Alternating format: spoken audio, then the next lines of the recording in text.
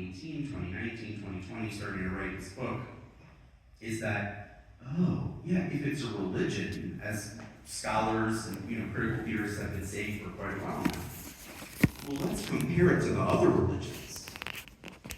Uh-oh. It's not just a religion anymore. If you compare the social structures of the churches that I know, and the synagogues, the mosques, the temples, the institutions of this Silicon Valley tech thing have gotten bigger than that. And not only bigger, but more influential. And, certainly there's some good to be taken from that. But what about the bad? What about the uncritical faith that we're placing? So I'll tell you the question that I was telling my black physicist hangout with today, and so I was telling them that I was going to be coming here and doing this event, and I was telling them about the book. And of course, everybody's first question was, so does that mean we are involuntary adherents to a religion that we didn't even realize that we were adherents to? I'm curious about that. I will say I am a little bit of a I'm a Reconstructionist Jew, and I'm a little bit of a proselytizer for Reconstructionist Judaism, so beware. I did not sign a non-proselytizing agreement. And that's a very different experience from, I'm ethnically Ashkenazi, so it's a very different experience for me. In the sense that I choose Reconstructionist Judaism, I didn't choose to be Ashkenazi. Is my relationship with my cell phone in some way a metaphor for that experience? Wow. Am I taking it too far? Love it. I mean, both and? It's both too far and, right?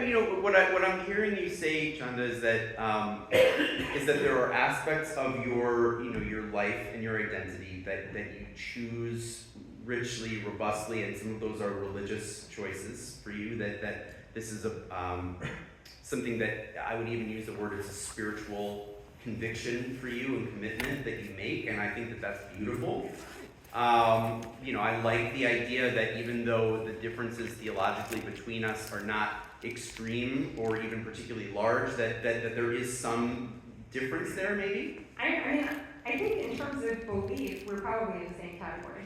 Yeah. And Reconstructionist Judaism was founded by a philosophical humanist, by the way, but that's from my last book. I won't get into that now. But anyway, so there's an aspect that's chosen, and then there's an aspect that's not chosen, right?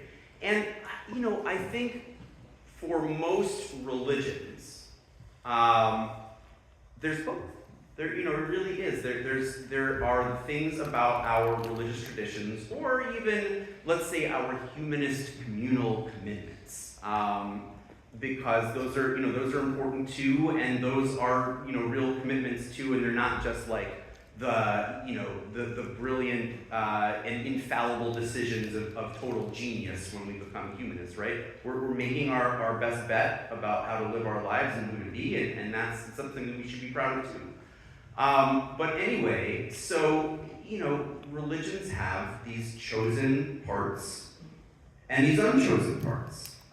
These parts about which we are able to think critically, and then parts that we're not. And the problem, I think, for most of us with religions is when you start veering into that territory where the unchosen parts, it's different from the chosen people, but maybe we'll get into that later, but the unchosen, uncritically minded parts begin to dominate the thoughtful, critical, inquiry, compatible parts.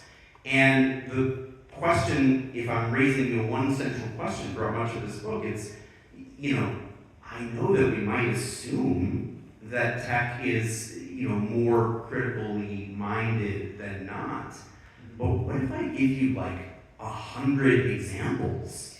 Or 1,000? There's a lot of examples in the book that I want you to respond to before you tell me, oh no, surely tech is infallible.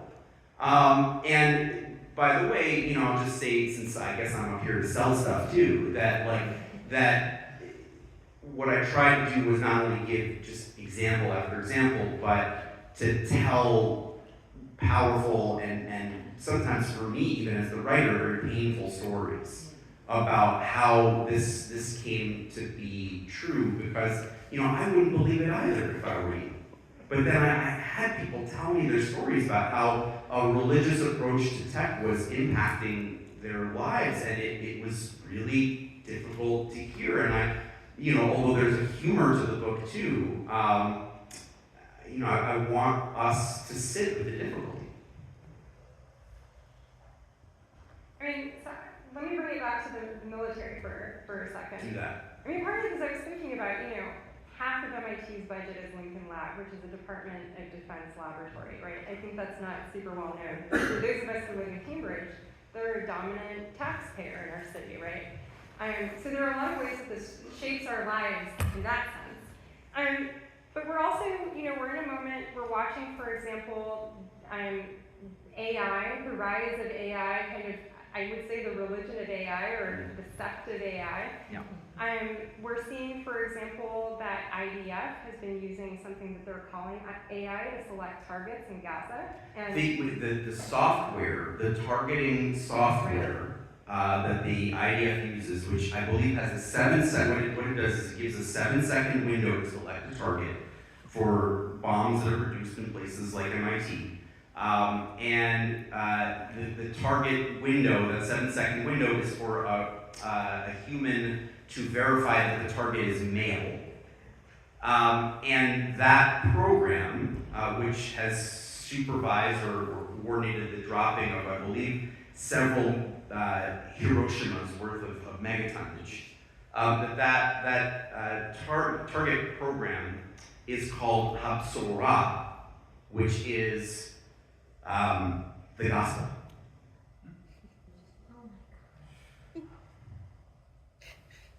So I guess I will follow that up by saying where I was going with that is, where does that fit into our theology of tech, that kind of use of tech? You have a great chapter, I thought, about apocalypse and surveillance and the rise of tech, increasingly tech-driven surveillance as a form of apocalypse. And it seemed to kind of dovetail with what you just described, how that system works, requires a surveillance element first, right? And so I'm wondering, is that an apocalyptic scenario? The people who are participating in the process, how do you kind of locate them theologically? Yeah, this is where the people in the room start to take a deep breath, I guess. And so a couple things that I want to say about that. First, just on a community organizing note. This chapter that we're talking about, it might be the one that's closest to my heart in the book. I really I put a lot of heart into the whole book, but this one, it's chapter 5, the tech apocalypses. And the sort of star of that chapter is a guy named Chris Gilliard, who really goes by I call it his superhero name, Hypervisible. It's his social media handle, etc. And he doesn't allow himself to be photographed in public. I have his picture in the book, and it's wearing like a ski helmet. He loves skiing, in fairness, goggles and a mask. And he's kind of a recluse, but I was able to convince him, basically by recruiting his favorite comic book author in the world to talk with us, to let me come in bed with him for a couple days in Detroit, and he would show me around Project Green Light, which is, Detroit, you may have heard, has had some issues with crime. And so Project Green Light is this project where there are thousands of cameras put all across downtown Detroit, Metro Detroit, the whole area, with these flashing green lights to show you that you're being surveilled, and that this is how, essentially, but the wealthier and often white citizens of the area who fled the city after the uprisings, not riots, uprisings. I was corrected on that when I was writing the book. That's how you keep them feeling safe. And just to say, like, Chris, MIT generously is actually flying him out to do an event with me for the book at the MIT Museum on November 12th. So that's my pitch or my plug or whatever. Like, feel free to come to that too, or send your friends to that. But just a word about surveillance generally. I just want you to think about the fact that what we're talking about is a network of satellites all across space, or surrounding the Earth, that are looking down at us and can see our every move. And they're networked with computers that now track every thought that we have if we write the thought down, or if we say it out loud and we're wearing a necklace that's tracking us. Every beat of our pulse, every time we might get sick, how we're sleeping at night, what's in our refrigerator.